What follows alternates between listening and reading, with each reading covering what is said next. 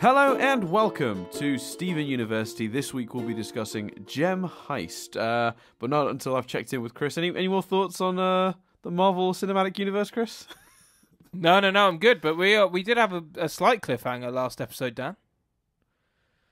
That I've forgotten already? Yeah, you said that you didn't know what you and Nadia would end up having for tea. So what'd you have? That's very funny. So Chris is. What'd you eat? What's weird about that? Just tell us what you had for dinner, Dan. So, we're recording this one directly after the last one. So, tea hasn't happened yet, and Chris fully knows that, but he's chose to put me in an awkward position. It would have been so much more fun for me if you'd have made something up. That's fully because then you would have been like, I'm not gonna let you win this game, Chris. Like sausage pasta, and just I'd have asked questions about it, and we could have just seen how far we'd go. I see. The thing is, I don't know where that bit ends. That's the problem. Like, as a bit, it's funny for about 10 seconds, but it's also not funny for anyone listening because they wouldn't know the circumstances. So basically, we stopped recording, watched Gem Heist, and have hit record again. This is literally we're about 13, 14 minutes off having recorded the last episode. So yeah, Chris's plan was to try to catch me in lies, I suppose. Where I was apparently he imagined I would be like, oh wait, we had pasta, and then he'd be like, what kind? I'd be like, the kind with pasta sauce, and then it would be, and then hilarity would ensue. But what instead happened was I just buckled and went, oh, he's caught me out. It's just the same. We've not got the next session booked in yet, but I'll have to try and remember to find out what you actually did have for dinner. Yeah, but I don't know why you're that. I don't know why you're that. I told you it was going to be something quick and shitty. It's. I want to know. Okay. In fact, I want you to take a picture of your dinner and insert it on YouTube here. Haha, well done for giving me more editing work. Is that revenge for me thwarting your earlier plan to catch me in my lies? That's all good. It's just, don't check. He wouldn't have done that, I'm sure. No, that's happened. If you're listening to this through a podcast app, go to the YouTube channel and subscribe because you're there already. And have a look at whatever I ate for dinner. We don't need to bring it up next episode now because the listeners know what you had for dinner and I don't. Yeah, well that's good. That's my revenge for you making me do that. So, you're not going to tell me that? Are you going to make me wait until this episode is up? 100%. You can find out, Chris, on the YouTube channel. Subscribe while you're there. I've subscribed. Well, you're one of them. Not only have I subscribed, my dad has subscribed. And the other day was just like, why do I want to watch a tour of Dan's desk? And I was like, actually, Dad, you're name-checked in that video. So you might want to watch it. Like, did I name check him? I do, don't I? Because I say want Chris to do a tour of his before he gets his own place, so we can have his dad interrupt with a cup of tea. I do say that. You do more than that. You give quite a bit of specific detail. You're like, Chris's fiance is saving up to buy. My dad was just watching it like, why is he saying all this? I was like, that's been said on the podcast before. It's fine. Well, no, it's because it's that weirdly protective thing. I don't want anyone to judge you for still living at home, and it's like, no, he's been out. He's lived on his own. He's just had to move back temporarily for this. Right? Yeah, that makes sense. So explain to your dad, Chris, on my behalf. Okay, I will do. That's why I brought it up. I was making sure no one thought you were, sad. I thought about doing a 30-second video where I go, it's where I do the podcast. It's not my desk, so I don't feel like touring it. And then that's it. Just a really bitter 2 second, nah, I'm not doing it. Do it. But, I mean, to be fair, the episode it is titled Dan's Desk Tour You Didn't Ask For. And I'm pretty sure the description. Oh, absolutely! I'm not getting at you. But it sounds like a little bit your dad was. So I just wanna. Dad, you got to remember, Dad's not interested in any of our content on YouTube. So why is he subscribed? I don't to get our numbers up. We need to hit 1,000. We're only on 800, 700, Exactly. 780. And That's that seems why. to be... I've noticed that going down a bit recently, so we've obviously posted something that's pissed someone off. Oh, shit. Yeah, we lost about... I think we've lost about 10 subscribers. I don't know what happened. Don't know who we upset, but there you go. But anyway, no one wanted it, but there's the desk tour. Yeah, the desk tour is probably the reason, actually, now I think about it. No, it's not. No, it's not. Anywho. Okay, cool. Right, you want to... So the episode. Yeah, so Gem Heist, Chris, what happened in it? This is where I reveal the real secret, which is that I don't actually rewatch the episodes. I just wait till you describe it and hope I remember it right. They arrive at the human zoo. They get out and they realise just before they get out that there's 2 fully grown amethysts guarding the door, which makes our amethyst nervous. She says she's never seen an amethyst before, which I'm slightly confused about because they look an awful lot like Jasper. So Jasper's not an amethyst? No. So they've clarified before that they're like sort of very heavily related, but not exactly the same gem. Right. Okay, so fine. that's why there was that parallel drawn between amethyst and Jasper, because a fully grown amethyst is about the size of Jasper and looks a bit like a Jasper, which is exactly what these fully grown amethysts look and sound like. Yes, they are. But there's a difference in colour. You'll notice that they're more purpley hues than a Jasper, which because again in real life gems there are amethyst gems. They are created, it seems, similarly to how a Jasper gem is created. But the amethyst ones are purple and the Jasper ones are sort of orangey red, I guess. Right. Okay. Cool. No. So they decide to Ruby and Sapphire unfuse, and they decide that the ploy's going to be that Sapphire is bringing Steven for the human zoo, and Ruby and Amethyst are there for muscle, and Pearl is her Pearl. They go out. The Amethyst first of all make a joke about how it's not there anymore, and they're just going to fling him out into space. Steven looks scared. There's a lot of sweating in this episode. There's a lot of the gems sweating throughout. Gets sweaty, gets nervous. Blue Diamond's assistant called Holly Blue Agate. Polly Blue Agate appears. Well, it's Holly Blue, but the full title is Holly Blue Agate. It's like you'd call Rose Quartz Rose, but so it's Holly Blue is the type, but it's she's an agate. The same way that like Amethyst and Jasper are quartzes of a sort. Right. Okay. Cool. So Holly Blue then appears and explains like two humans in as many days sort of thing. So they decide to go through and they say that they want a tour of the facilities. They do the tour. Ruby causes a distraction, which leads to Ruby, Pearl, and Steven being alone by the door where they think Greg is. So they fight, try and get through, struggle, are unable to do so. The Sapphires return, and then the Amethyst, Sapphire and Holly Blue return. Then the Amethyst return and say that Blue Diamond has arrived. Cue more sweating, more panicked. They get rid of Steven. They chuck him into a chute, which essentially works like it's their equivalent of like prison preparation. Like he's stripped, he's covered in talcum powder, his blood pressure and all his medical stuff is taken. He ends up in sort of robes, and then he falls through water and ends up on what looks like a Caribbean island. It kind of hinted at earlier in the episode when she talks about keeping the humans captive and says as soon as you find out what they want, they're easy, hinting that it's not quite as torturous as it may seem.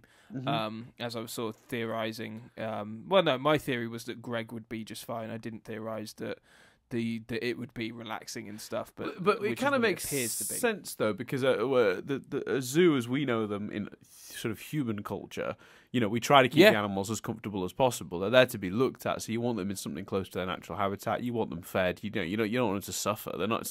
It's not intentional torture. I mean, it becomes unintentional torture because a lot of these zoos are not. They don't have enough space for the animals they have actually got, but that's a different issue. The initial conceit behind the zoo is innocent enough. Mistreatment only happens when we don't handle it correctly. So yeah. And then so Steven's like, Dad, and I can't remember. He doesn't. It looks like he's about to turn around, doesn't it? I don't think the episode ends with him fully turned around, does it? I think he does he not turn around and say Steven? I could be misremembering. I don't think he does. One but second, I've got it wrong. up here. No, it just ends on Stephen going, "Dad?" Because basically, Greg sort of he's smiling and he's sort of like he is turning, but not towards Stephen, just in general. And that's when Stephen sees his face and realizes that it's his dad. It says "Dad," and then it ends there. So that's the episode. You know what? It's very similar to last episode. It's great. Like, if fully entertaining. Momentum ticks along. There's tension. There's adventure. Like, I almost sound sarcastic, but I think this entire bomb is so far been a pleasure to watch, and just a good time. And I can see what you mean.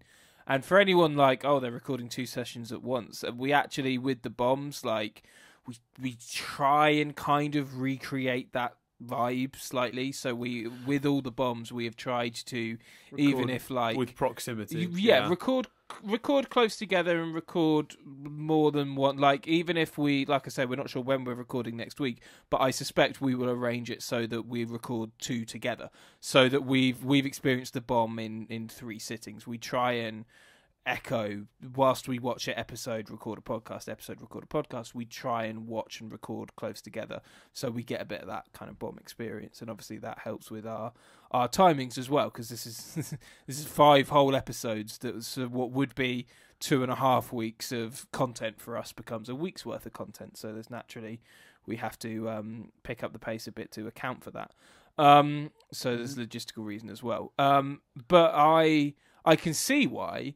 Even better, like I'd be tempted to watch all 5 back if they continue at this pace as one, because I can see how it probably does work, even though it's a shame because you maybe dissect it more one at a time. But actually, like, you don't.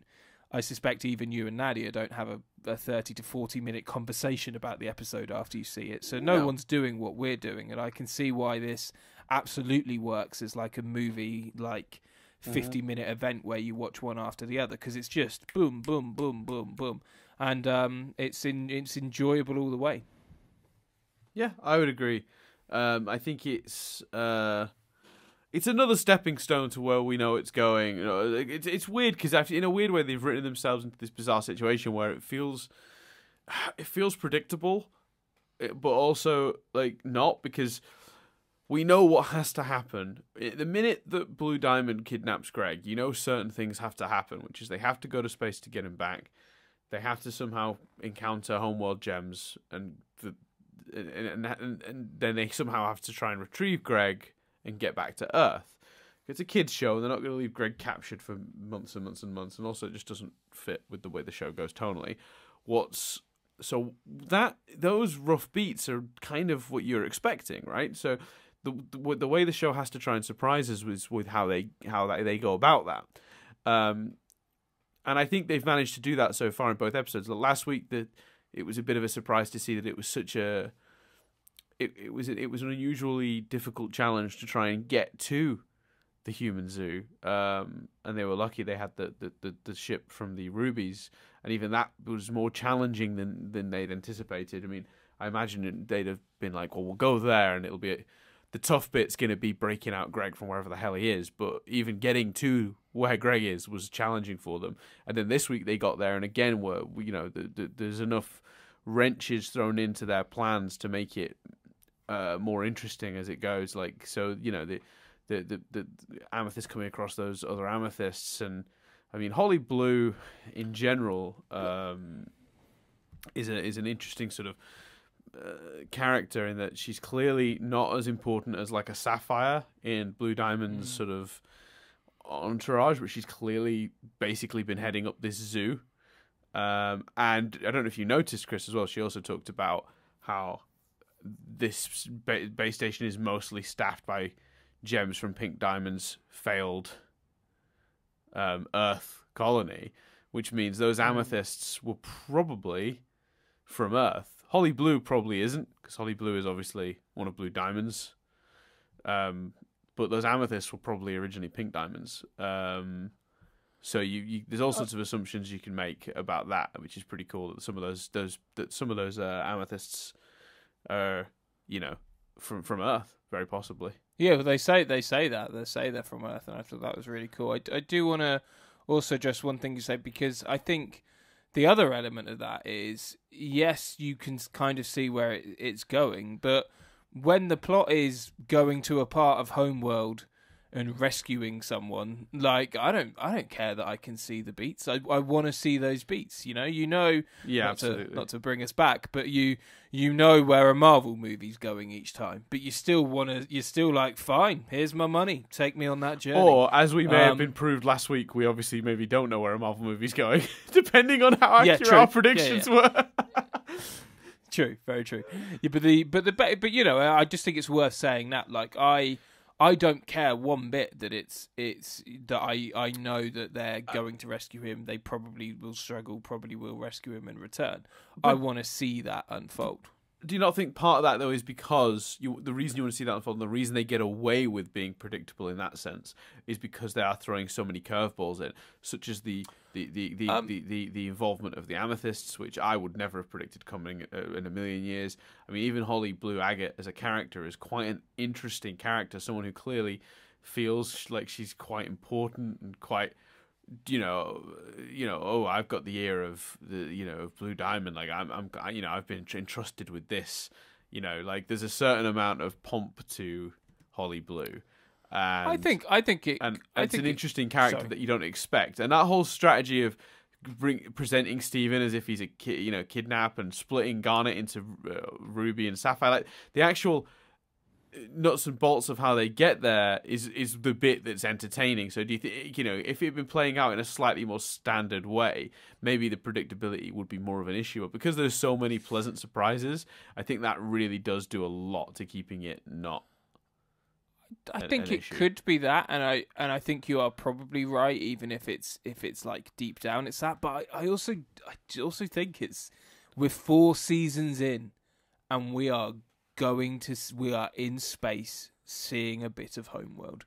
Like, I think, like, yes, I'm sure you're right, and like on a deeper subconscious level, that's probably helping. But equally, it's fucking Homeworld. Like, I'm in for the fan wank. I'm in for the stuff for the fans, and I think that. Like, is that because I'm mostly in for just the joke about Steven, like them trying to take off his pants and him just being like, I can take my own fucking pants off, thank you very much. That's very funny. Yeah, it's very funny. And I thought this last week, but we went on our Marvel tangent, so I'll say it this week, because I think this is another one. These episodes are really interesting because other than that was awesome, that was cool, how much can you dissect? Because it's more about the emotions, it's more about the A to B's than it is the kind of huge character stuff. So I'll ask this question now.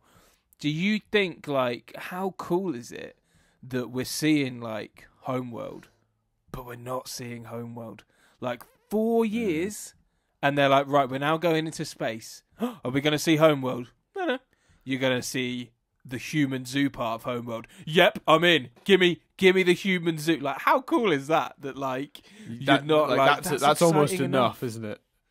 Yeah, it's exciting enough, and you could do for years until eventually, like your finale or something or whatever is your Homeworld. It's kind of, I can't believe I'm about to make this comparison. If you'd have told me that at the beginning of this podcast, but it's kind of you don't want to see Walter White completely break bad until that final season. And your Heisenberg, you're goddamn right, like they earn that. And this kind of the human zoo is Walter White, spoilers for the Breaking Bad, Walter White allowing Jesse's girlfriend to be killed. Do you see what I'm saying? Like, this is it's an important step on that journey that doesn't complete it prematurely.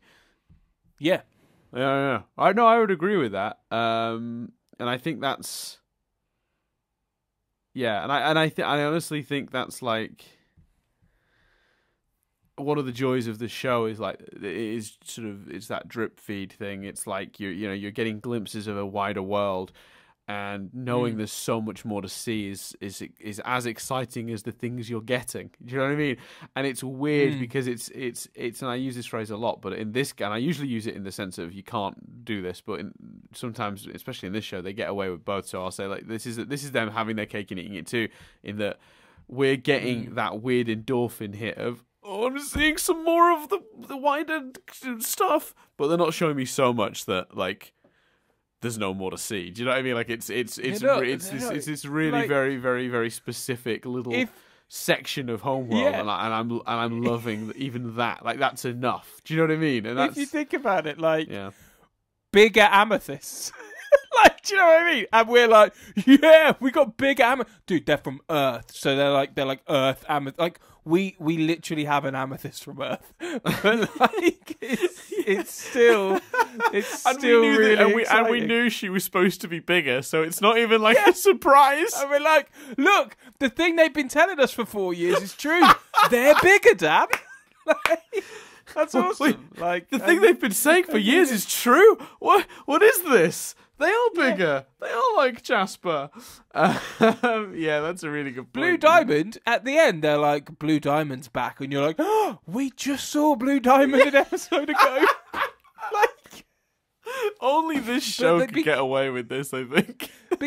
because they've put in the work. Because they've put in the work over 4 seasons, you know? Yeah, they do. And I'm aware how much of an excited fanboy I sound, but you know, it's all genuine, you know. Yeah, well, it's this is the stuff that like I was watching when I got you into the show, and you've got to imagine, right? This is around the time you were bitching about fucking feline appendages and fucking and cheeseburger backpacks, and I'm like going, you have no idea what's ahead. Like, and I think there's a misconception, and we talked about this a little bit recently off mic, but I think there's a misconception that when I'm forcing you to watch this stuff, and the same with Fringe, it's out of some sort of like spite and amusement. Like, I like seeing you suffer with, you know, through being forced to watch something that you've previously not been interested in or not had the time to get to. But the reality is, like, Chris and I are very close. We watch a lot of stuff. We talk about a lot of stuff. We're big TV nerds. And when there's something I'm really passionately into and Chris doesn't watch, there's always that little part of me that just wants to share that with him because I enjoy it so much. Funny.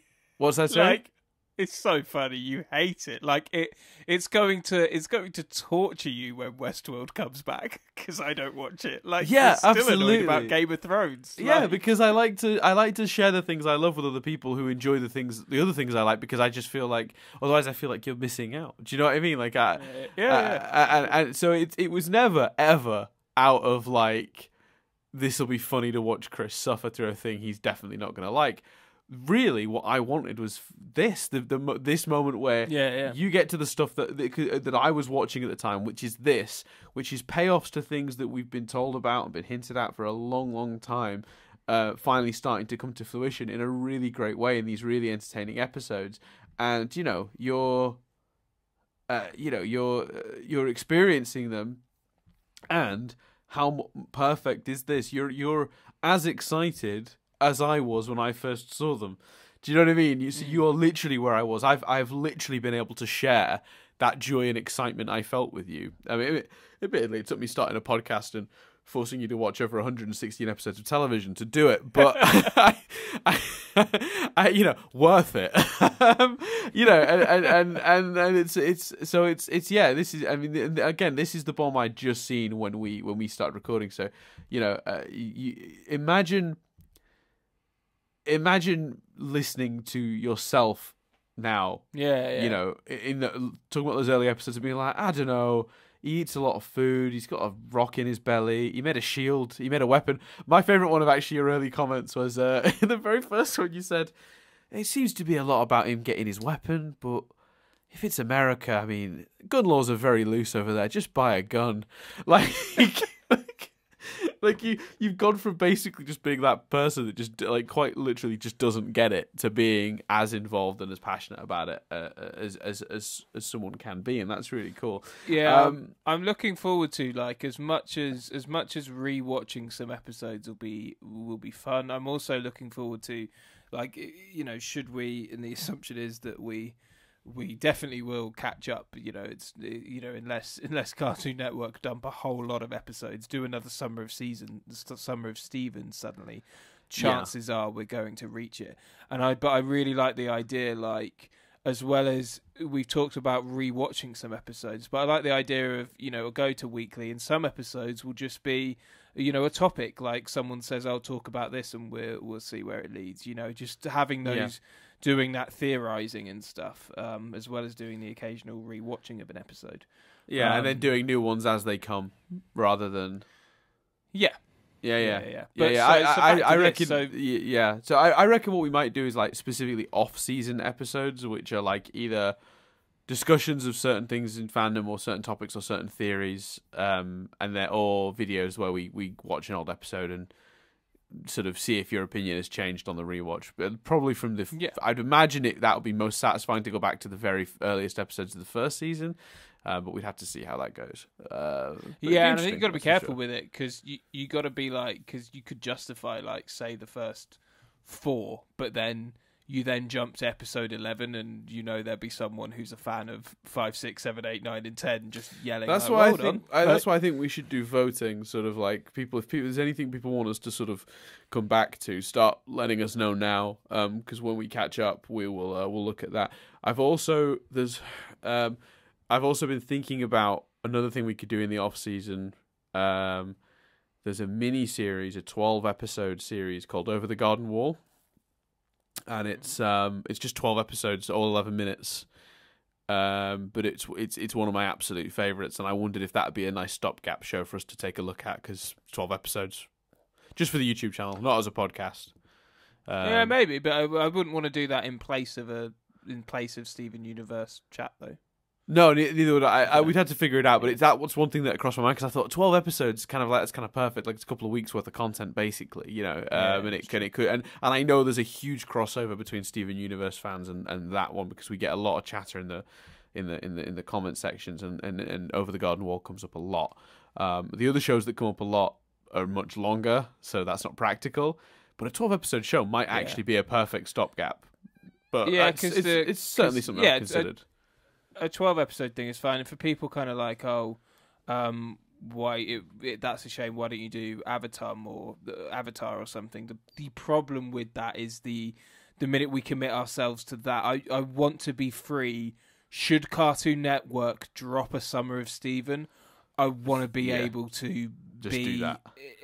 To be at least like near releasing episodes with that, and I think if we committed to a longer animated show, we'd potentially be less able to provide the Steven Universe content if it was there. And I think the joy of, as much as hiatus will suck, the joy of catching up will be we can then start watching along with people. That's potentially going to be quite hard to do if it's one a day, but we'd hopefully find a way. But that would be even less likely if we were trying to release episodes of another podcast that wasn't, like Dan says, a 12-episode stopgap. Yeah, seems like I'm aware that we've talked about the future, and I've given impassioned speeches. What you this episode? Your opinions? What?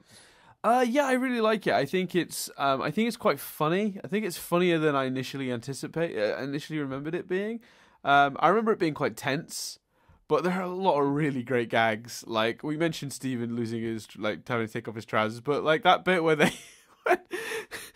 Ruby and Steven, it's like one of the best visual gags, and I think there's maybe even in the show, where they're gonna like break down the door, and all that Ruby basically does is run up it, leave some footprints, and scratch at it a bit, and then just keel over. It's like the most pathetic attempt. Funny. And then, Holly Blue gets back, and she's like, they're all like nervous because they think she's going to catch. She's like, "What is this?" She's like, "God damn it, those amethysts!" Like, she immediately assumes fucking amethysts did it. It's really like it's a really funny episode, and it does a lot to sort of reestablish. And I know it's something they do a lot, but I think it's really important that they keep reestablishing the caste system. Because I think if you don't touch on that whenever you do stuff like this, that you're really not driving home how much Gem Society is ruled by it. And I think it's important that you never let that be not a thing. Because you know highlighted what I mean? Best in Holly Blue's reaction to Sapphire. Exactly. That's, just really subtle animation. Can I just say, actually, one of my other favourite, and I don't know if people, I'm going to say this and people will be like, yeah, we love that moment. But it's so subtle. It's when Pearl is talking in the spaceship and she says they're going to notice. They're going to notice Ruby, da da da da, and then she says, "And you," and she kind of is like, and to you, they're you to them, like who knows what they're going to think you are. But after she says "and you," she smiles in such a sweet, like she's just like "and you," and she's just smiling with warmth at Stephen and who he is, and so subtle, but love that. Yeah, it's beautifully done. It's full of great moments, this episode. Yet it is still pushing that plot forward. And although I will say this one less so than last week's in terms of feeling like its own episode. You could forgive someone forgetting that this episode exists and sort of conflating scenes from this episode into either the episode before it or the episode after it. Does that make sense? Like, because it does. I feel like Adventures in Light Distortion feels very distinct and like its own, because it has its own beginning, middle, and end. And this episode's a little looser on that because it's kind of leading us to the more serialized stuff. But I suppose that depends. I'm not saying that's a problem. I'm just saying that's naturally what's got to happen here. But I think that slightly depends on what happens next. If they spend the entirety of the next episode in the Paradise thing with Greg and Steven, that would feel less like that. But if they maybe flip between the Paradise thing and the other guys meeting Blue Diamond, then yeah, I can see that. Mm-hmm. Yeah, well, that's yeah. So we'll have to see how it turns out before we discuss it. But I think you could easily I could imagine somebody doing a bit of conflating with this episode more so than the one before it. And I won't say definitely how that stands for the one after it because that will obviously change how you assume about that as well. So yeah, I think to answer your question of how do I feel about this episode, I think this is a really great episode for a number of reasons. It doesn't have any big swings. There's no huge character arc or character moment, but there's a lot of reaffirming of stuff that we already knew, but in really nice ways. So, like I said, reaffirm. Go on. And also, sorry, I'm completely talking over you with excitement. Carry on. You finish your point. No, Karen. I to be honest, I can't imagine what I was going to say would have been worth a damn anyway, Chris. It's fine. And that isn't even me being sarcastic. I literally have forgotten what I was saying, so it couldn't have been that important. No. You were saying about there's no big character arcs, but I think I can tell sometimes when you're making a point. Sometimes you're making a point and you're clearly building to a point, whereas that one you would just talk. You know what I mean? You didn't necessarily have an end game. That was kind of you were saying it as you were thinking it. I don't think, in terms of there being no character stuff, I think that's a good thing. We've had 2 episodes of outbursts from Steven, be it anger or upset. We didn't need another emotional outburst from Steven or anyone else this episode, I don't think. It would have felt a bit like oh, here we get it, a little bit Harry Potter and the Order of the Phoenix. Although, can I just say, I don't think emo Harry is that big a thing in that book, but anyway. It is, but no. But they could not just for Steven though. They could have made this. They could have really focused this on the Amethyst side of it. Yeah, it's true. Well, they could have really focused on the Ruby and Sapphire thing, and instead, instead of doing an arc with them or doing a whole new sort of plot or where they learn something new about themselves or whatever, we just essentially used it to reaffirm where they stand, and they have a really nice moment where Ruby sort of reaffirms how they feel about Blue Diamond, who was Sapphire's diamond when Sapphire was sort of more part of Gem society. Obviously, we saw it in the answer, and that sort of plays into it. Go on.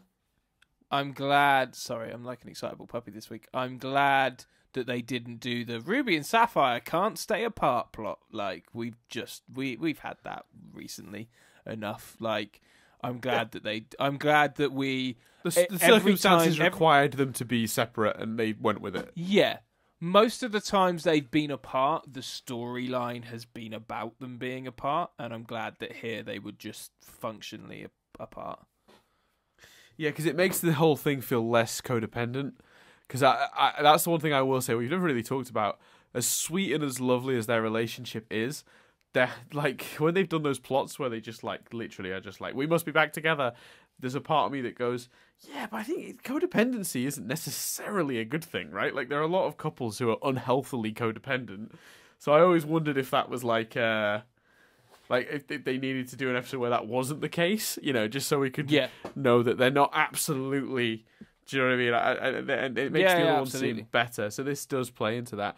But I just like that it reaffirms their sort of everyone's situations and sort of just plays with those toys, but doesn't actually like make any of them the focus, because you don't want to take the focus off the actual goal of the episode here, which is retrieving Greg, or getting, sneaking through, and the tension of this episode. Because I think if you had focused on doing a brand new story for Ruby and Sapphire, or a brand new sort of arc or whatever, or for Amethyst, and it had become the focus of this episode while all this stuff was happening in the background, I think you'd have lost some of the tension of this episode, and a lot of the gags, because otherwise you've got a lot to cram in very quickly, and it would all seem a bit quick. So instead, they just gave us some nice little affirmations of existing sort of character positioning, and to sort of to give the episode some sort of context, and then like actually just use the rest of the time to actually practically move us through the zoo and get the key pieces into place for Steven to be actually placed into it to bump into Greg again, which obviously sets up the next episode. So it's all done really well, very well. And I thought, and again, you feel like the ramifications of this could be felt further down the line. Like, you feel like Amethyst meeting other Amethysts could become a plot further down, and I feel like Ruby being reminded of how much she hates Blue Diamond, and how outraged she is at Holly Blue Agate's like praise of Blue Diamond. Like, that feels like that could become a plot in itself later on as well. So yeah, it's one question I have leaving this episode is what's our Amethyst doing now? Because she's been left alone there. Mm-hmm. Is she just waiting? What's she doing? Do you feel? Well, I mean, I'm not going to answer that question in case it would theoretically come back up. But do you think that's likely to come back, or do you think that's something that they'll just go back to the front and she'll be just there with the others waiting nervously? I can see, but given that we've only got 2 episodes of The Bomb left, I think she'll probably just be there. But it's quite nice, though, because we do at least, again, we've done relatively recently Amethyst struggling to hold a shapeshift. So I do like that they've given an in-episode reason she could now quickly unshapeshift and then re-shapeshift again when they come back. So that's quite nice as well. They've given a reason to not do that plot, which we've also had fairly recently. Yeah, that makes sense. Any triv? Yeah, there's some triv. Would you like some triv? Yeah, always. Well, comment below. Do people enjoy the triv? Triv's become like I think the problem is you used to just do the triv, and now it's become a give us the triv thing. But yeah, I used to sort of weave it throughout the episode whenever we'd hit on certain topics, but at a certain point it became its own little section, and I don't know whether that's a bad or a good thing. But yeah, comment below. It's fair. I mean, one of the triv here, for example, that I will absolutely would have skipped if it's not just that I find it funny that it's there. This episode marks the first time other amethysts are shown. Like, yeah, great, thanks, Triv. Yeah, Holly Blue telling the amethysts to have their shoulders squared is a common disciplinary technique amongst teachers and caretakers. You haven't talked about that element. She's a bit of a bitch to those guys, isn't she? She's not fond of the amethyst, and I'll be honest with you, she treats them like idiots and like children or like animals or something. She treats them very badly. I don't know how you would like. And I think that is partly that they are not Blue Diamond's creations. I think very dismissive of that. They're from Earth and they're pink diamonds, and I think she sees them as lower beings as a result.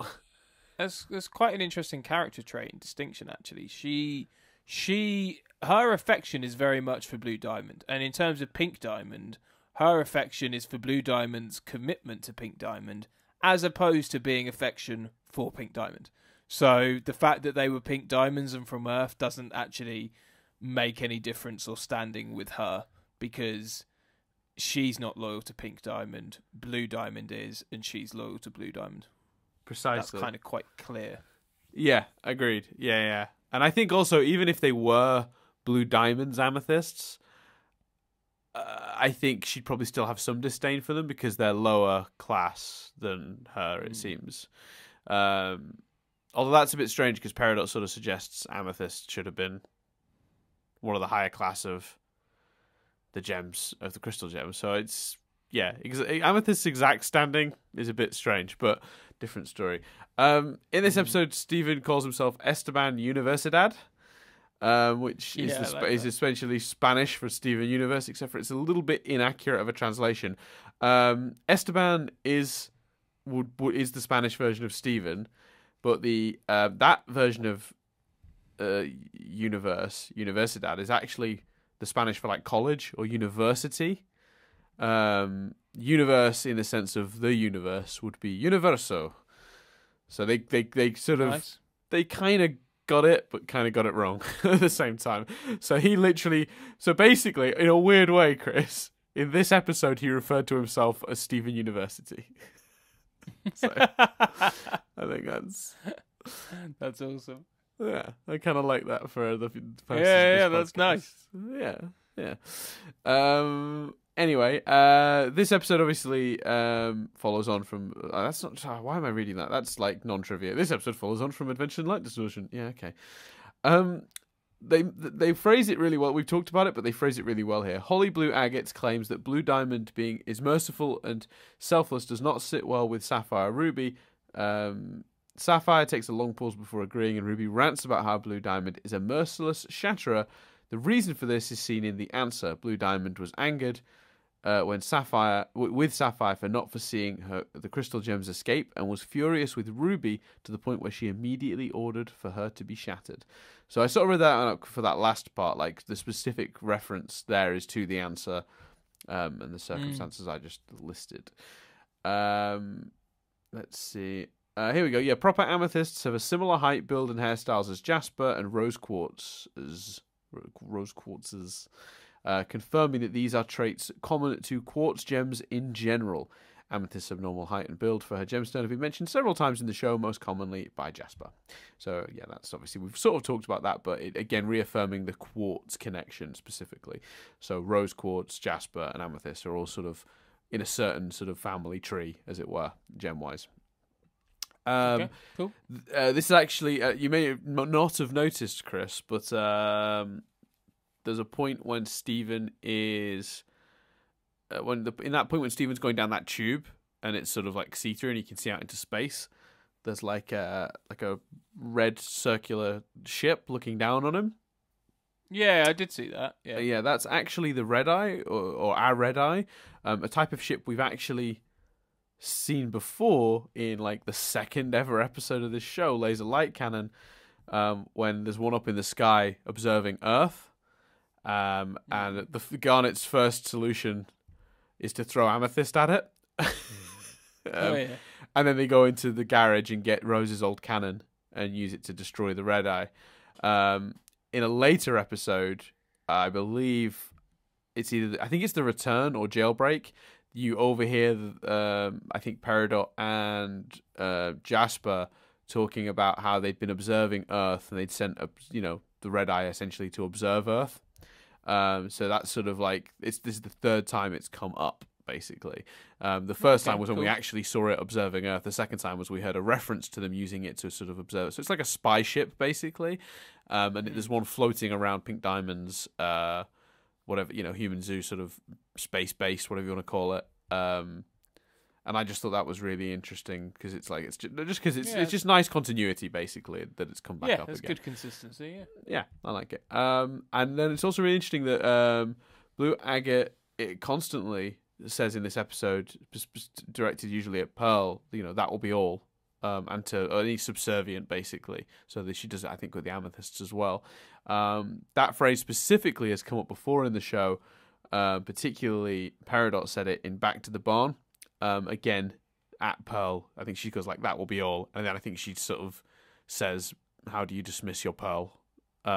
Yeah, that's one element of the episode we've not talked about. I thought they did that very well. I thought the embedding Pearl's growing anger at being treated like that. Oh yeah, we haven't talked about that. That could have been a plot of its own as well, couldn't it? Yeah, and it was done very subtly, and I think again, like the Ruby and Sapphire stuff, like the Amethyst stuff, done the exact right amount. Done enough to make it a thing and make it interesting, but not enough to overshadow and stop the momentum of us going on this adventure. Yeah. It doesn't step on the toes of the actual narrative. No. Yeah, I would agree. I think it's really brilliantly done and subtle. Like, not like the plot. Yeah. Like, yeah, really subtle. But not so subtle you don't pick up on it unless you're really paying attention. Like, you get it like straight away. It's really well done. You're absolutely right. It's another fine balancing act they do within this episode. But yeah, that I love that repeated use of the phrase "that will be all," and I like that it's something Paradox said because it sort of suggests that's a very common way to dismiss a lower class gem. So there you go. Mm-hmm. Yeah, I think that is all of it. Yeah, that's all the stuff. There you go. Yeah. There you go. What's next week's called, my man? Well, I'm going to give you the name of the next 2 episodes because of what we just said. So the next episode is called The Zoo. Right. And the episode after that is actually called, and the final episode of The Bomb is actually called That Will Be All. Oh, okay. So I thought I'd tell you that one now, just because I thought that was, well, we've had that conversation. Yeah, and we've revealed we're probably going to watch them both in one sitting anyway. So. Yeah, not this sitting though. I want to make it very clear. No, and not again. We do an episode. We watch. We record. We watch. We record. We've never recorded. Watch 2 and then recorded 2. That's that. Yeah. That way lies trouble. Yeah. Yeah, we've never done that because it would break the you watching. You've got to not know what happens in the next episode to have an honest opinion of and a straightforward opinion of the one we're watching. Yeah. So there you go. But we're not watching. Cool. I don't think we're watching any more tonight, are we? No. So no more in this session. No, and then two more in the next session. Plus, I like the idea of like ending. If we did one more tonight, we'd then have to the next 2. If we did 2 in the next setting, it would be the end of the bomb and then the episode after the bomb. I like the idea of the 2 bomb ones going together. Yeah, the final 2 bomb ones in the next sit down. So yeah, we're so far so good with the bomb. You happy with it? I mean, we're 3 episodes in. So far, my favourite bomb. I think. Really? Yeah, I suppose that makes sense. Actually, I mean, because looking back, what have we got? We've got. I've not got them in front of me. So we have the bottom. No, go on. The ruby and sapphire one. Well, the pearl and garnet one. Yeah, the one where the sardonyx one. Yeah, the sardonyx one. Didn't we have a bomb that just dealt with different people each time? One of which was Ronaldo. Yes, that was the second bomb, I think. And was there a cluster? Okay, so the very first bomb was the bomb that was the finale bomb. So that included jailbreak and the return and political power and the message in the episodes leading up to the finale of the first season. That's a pretty damn good bomb, let's be honest. That's true, yeah. The second bomb was a bit everywhere, and we questioned whether it was designed to be a bomb. Sworn to the Sword, which is the one where Connie and Pearl learned sword fighting, I think. And then Rising Tides, Crashing Stars, which is a Ronaldo episode. Keeping It Together, which is the Ruby one. So yeah, it's a Ruby and Sapphire one, I think. No, it's a Garnet one where she sees what experiments Paradox been doing on Earth or something like that. So yeah, then there's that one.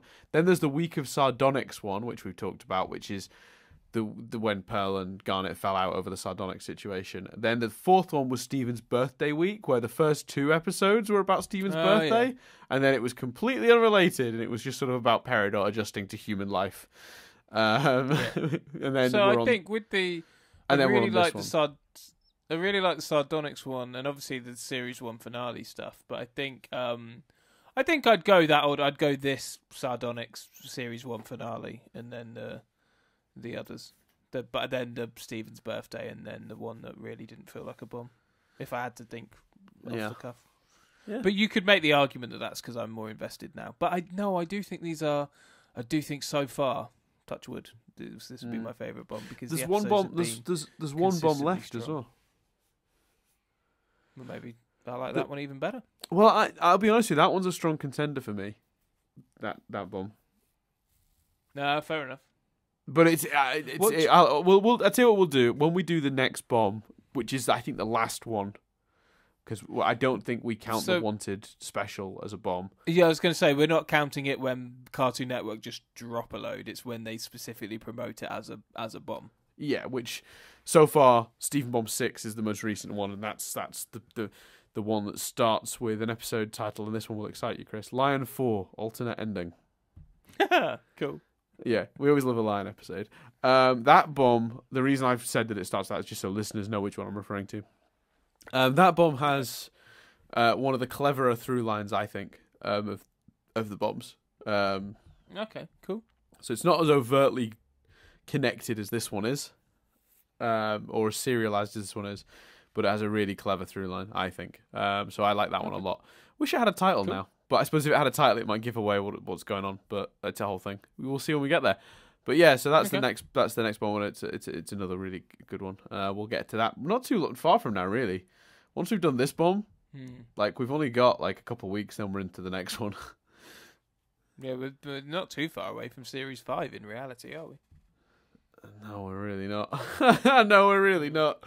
By August, we'll be caught up, which is cool. Crazy. Yeah. There you go. Anyway, so that's everything. So yeah, thanks guys for listening. We will see you tomorrow for another one of these, whatever this is. So yeah, I've been Dan Doolan. I've been Chris Billingham. We'll speak to you guys tomorrow as we discuss the zoo.